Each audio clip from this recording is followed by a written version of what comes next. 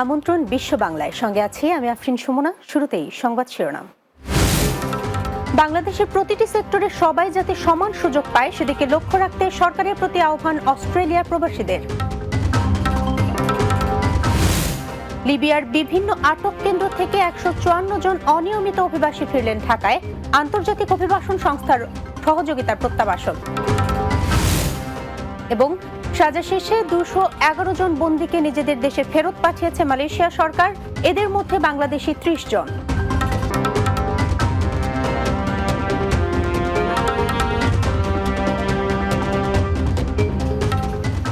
শিরোনাম শুনছিলেন, এবার বিস্তারিত। বাংলাদেশের প্রতিটি সেক্টরে সবাই যেন সমান সুযোগ পায় সে ব্যাপারে সরকারকে লক্ষ্য রাখার আহ্বান জানিয়েছেন অস্ট্রেলিয়া প্রবাসীরা। একই সাথে যার যার জায়গা থেকে নিজেকে শুধরানোর পরামর্শ দিয়েছেন তারা। অস্ট্রেলিয়া থেকে মাসুম বিল্লার উপস্থাপনায় বাংলা টিভির নিয়মিত আয়োজন প্রবাসী বাংলার মুখ টকশোর আলোচনায় উঠে আসে এসব তথ্য। আরও জানাচ্ছেন মাহমুদ রুবেল। সম্প্রতি ছাত্র জনতার গণ অভ্যুত্থানে আওয়ামী লীগ সরকারের পতনের পর ছাত্র জনতার সমর্থনে সরকার গঠন করে নোবেল বিজয়ী প্রফেসর ডক্টর মোহাম্মদ ইউনূসের নেতৃত্বাধীন অন্তর্বর্তী সরকার। ছাত্রদের প্রতিনিধি হিসেবে সরকারে যোগ দিয়েছেন নতুন প্রজন্ম। ইতোমধ্যে দেশের সংস্কারে কাজ শুরু করেছেন তারা। প্রবাসী বাংলাদেশিরা বলছেন, যার যার জায়গা থেকে উন্নত দেশ গড়তে যেন সবাই সমান সুযোগ পায়। আমরা এমন বাংলাদেশ চাই যেখানে প্রত্যেকটা নাগরিক সুন্দরভাবে মর্যাদার সাথে বেঁচে থাকতে পারবে, কাউকে কোনো অন্যায়ের সাথে গা মিলাতে যাতে না হয়, সবাই যাতে আমরা মাথা উঁচু করে সুন্দরভাবে থাকতে পারি, এরকম বাংলাদেশ আমরা চাই। সবকিছু বদলানোর আগে নিজেদেরকে সংস্কার করার কথা জানান প্রবাসী রাজনীতিবিদরা। সংস্কারটা প্রথমে আমাদেরকেই হইতে হবে, আমাদের নিজেদেরকে বদলাইতে হবে। আমরা যতক্ষণ নিজেরা নিজেদেরকে সংস্কার করতে না পারবো, বদলাতে না পারবো, নিজেদের মানসিকতা এবং আনুষঙ্গিক সবকিছু, তখন যতই আপনি অন্য কিছু সংস্কার করেন, সংবিধান সংস্কার করেন বা যে কোনো জিনিস সংস্কার করেন, কোনো কাজই হবে না। আমাদের আসল জিনিসটা হচ্ছে নিজেকে আগে বদলাতে হবে, নিজের থেকে শুরু করতে হবে। এমন পরিস্থিতিতে দলমত নির্বিশেষে দেশের উন্নয়নে একযোগে কাজ করবে এমন প্রত্যাশা অস্ট্রেলিয়ায় বসবাসরত বিশিষ্টজনদের। আইন যদি প্রয়োগ হয় তাহলে বাংলাদেশেও উন্নতি হবে। Mahmud Rubel, Bangla TV, news desk. উত্তর আফ্রিকার দেশ লিবিয়ার বিভিন্ন আটক কেন্দ্রে বন্দী থাকা 154 জন অনিয়মিত অভিবাসী জাতিসংঘের স্বেচ্ছা প্রত্যাবাসন কর্মসূচির আওতায় ঢাকায় ফিরেছেন। বৃহস্পতিবার এক বিজ্ঞপ্তিতে ত্রিপোলির বাংলাদেশ দূতাবাস জানিয়েছে, বাংলাদেশের পররাষ্ট্র মন্ত্রণালয়, ত্রিপোলির বাংলাদেশ দূতাবাস এবং আন্তর্জাতিক অভিবাসন সংস্থা IOM এর সহায়তায় 154 জন অনিয়মিত বাংলাদেশি অভিবাসীকে ঢাকায় ফেরত পাঠানো হয়েছে। বিজ্ঞপ্তিতে আরও বলা হয়, সংশ্লিষ্ট অভিবাসীরা ত্রিপোলি ও তার পার্শ্ববর্তী অঞ্চলের বিভিন্ন ডিটেনশন সেন্টার বা আটক কেন্দ্রে মানবেতর অবস্থায় ছিলেন। অভিবাসীদের নিয়ে বুরাক এয়ারের চার্টার ফ্লাইটটি 20 সেপ্টেম্বর সকাল 7টার দিকে ঢাকার হজরত শাহজালাল আন্তর্জাতিক বিমানবন্দরে পৌঁছায়।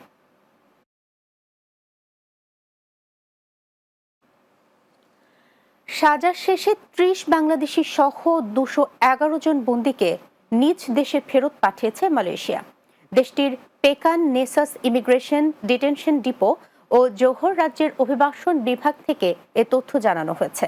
রাজ্যের অভিবাসন বিভাগ এক বিবৃতিতে জানায়, 19 সেপ্টেম্বর পেকান নেসাস অভিবাসন বিভাগের বন্দি শিবির থেকে মিয়ানমারের 103, ইন্দোনেশিয়ার 70, বাংলাদেশি 30, থাই 7 এবং একজন কম্বোডিয়ান নাগরিক সহ মোট 211 জন বন্দীকে নিজের দেশে ফেরত পাঠানো হয়েছে। এর আগে গত মাসে একই ডিটেনশন ক্যাম্প থেকে 2 ধাপে বাংলাদেশি সহ মোট 222 জন অভিবাসীকে ফেরত পাঠানো হয়। পর্তুগাল বিএনপির সদস্য সচিব সাইফ আহমেদ সুইট ও যুগ্ম আহ্বায়ক শেখ খালেদ আহমেদ মিনহাজের বিরুদ্ধে মিথ্যা সংবাদ প্রচারের অভিযোগে প্রতিবাদ সভা করেছে বেজা শাখা বিএনপি। পর্তুগাল প্রতিনিধি SM আজাদ জানান, শনিবার ভিলা নোভা দ্য মিলফন্তেজ এলাকার একটি রেস্টুরেন্টে এ সভা অনুষ্ঠিত হয়।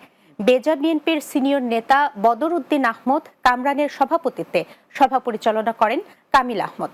এতে বক্তব্য রাখেন স্থানীয় বিএনপি নেতা রতন আহমদ, মাইনুল ইসলাম, কাজী ইব্রাহিম, মারুফ আহমেদ, সুহেল উদ্দিন, আশরাফ মোল্লা, রমজান মিয়া, বিল্লাল হাজারি, ফজলু মিয়া, আবু নাইম ও যুবদল নেতা সুমন মিয়া সহ অনেকে।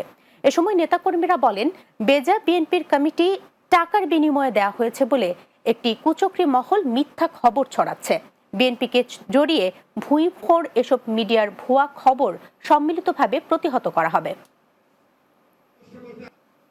মিডিয়ার লোক আপনাকে হুঁশিয়ার করে বলতে চাই, আপনি জানেন না বাংলাদেশ জাতীয়তাবাদী দল কতটুকু শক্তিশালী, আপনি জানেন না শহীদ জিয়ার আদর্শর দল কখনো অন্যায়ের কাছে নত হবে না, ন্যায়কে কখনো আপনারা ডুবাইতে পারবেন না।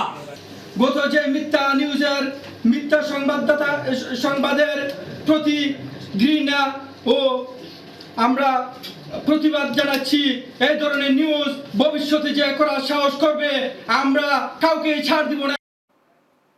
বিশ্ব বাংলায় নিচ্ছি ছোট্ট একটা বিরতি, ফিরে আসার পর অন্যান্য সংবাদের সাথে আরো যা থাকছে। বিসিএ অ্যাওয়ার্ড ঘিরে লন্ডনে অনুষ্ঠিত হলো শেফ প্রতিযোগিতা। সেরা 10 জন পাবেন বিজয়ীর পুরস্কার।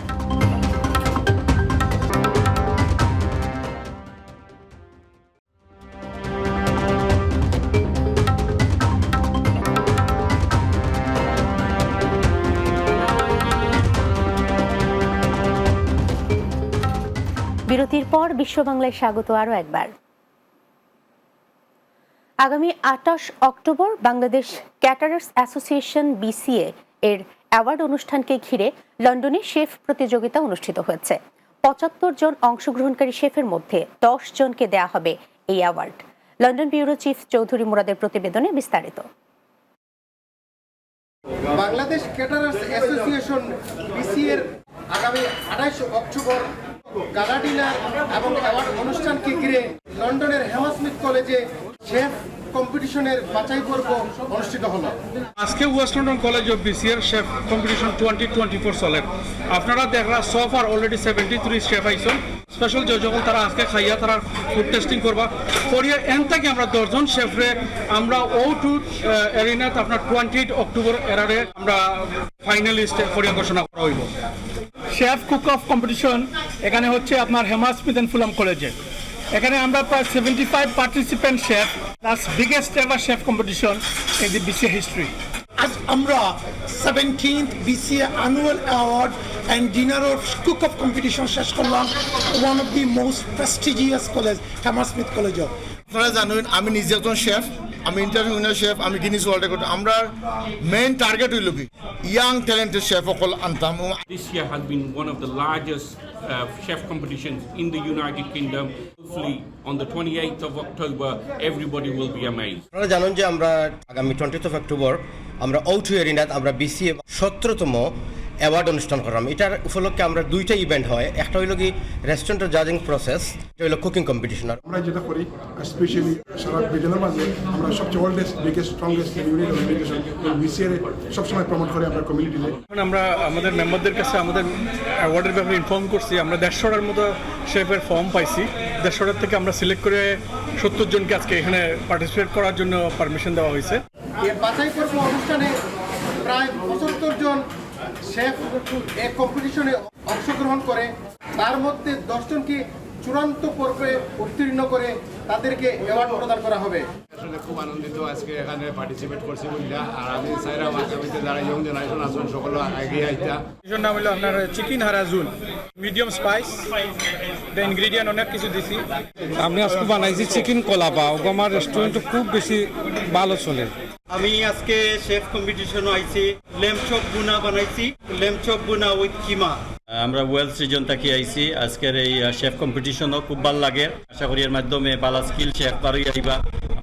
বিসিএর এই অনুষ্ঠানের মাধ্যমে বাংলাদেশি রেস্টুরেন্ট সেক্টরে যারা শেফের কাজ করছেন তাদের স্কিল এবং পেশাগত দক্ষতা আরো বৃদ্ধি করবে এই অনুষ্ঠানের মাধ্যমে, এমনই প্রত্যাশা করেন আয়োজকরা। লন্ডনের হ্যামারস্মিথ কলেজ থেকে Chowdhury Murad, Bangla TV news, London. Saudi আরবের মক্কায় স্বেচ্ছাসেবী সংগঠন বাপ্পি শাকিলা ফাউন্ডেশনের উদ্যোগে পরামর্শমূলক সভা অনুষ্ঠিত হয়েছে। মক্কা প্রতিনিধি শেখ মোহাম্মদ রনি জানান, বিএম সাবাবের সভাপতিত্বে এ আয়োজন করা হয়। সাধারণ সম্পাদক নাজমুল সর্দার ও ইমরান ইমনের উপস্থাপনায় প্রধান অতিথি ছিলেন সংগঠনের প্রধান উপদেষ্টা বাপ্পি।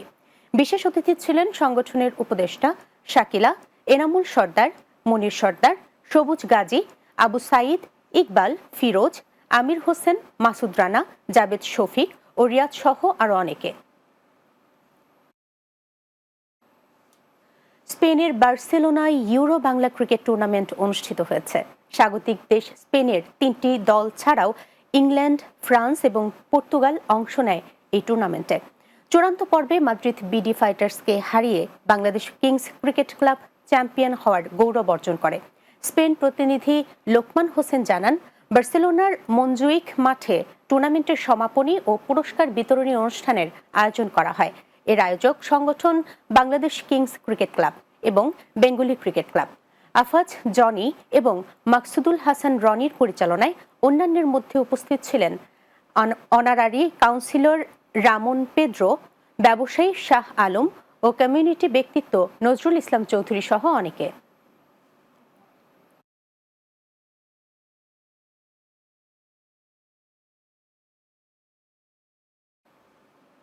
শেষ করছি বিশ্ব বাংলা। যাবার আগে শিরোনামগুলো জানিয়ে দিচ্ছি আরো একবার।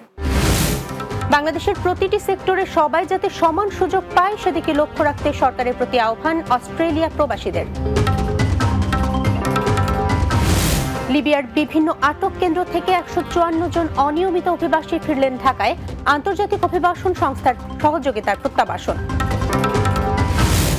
সাজার শেষে 211 জন বন্দীকে নিজেদের দেশে ফেরত পাঠিয়েছে মালয়েশিয়া সরকার, এদের মধ্যে বাংলাদেশি 30 জন।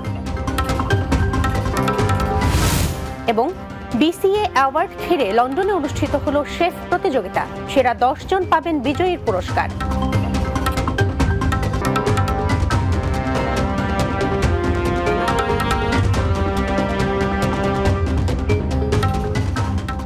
এই ছিল বিশ্ব বাংলায়। এতক্ষণ সঙ্গে থাকার জন্য ধন্যবাদ সবাইকে।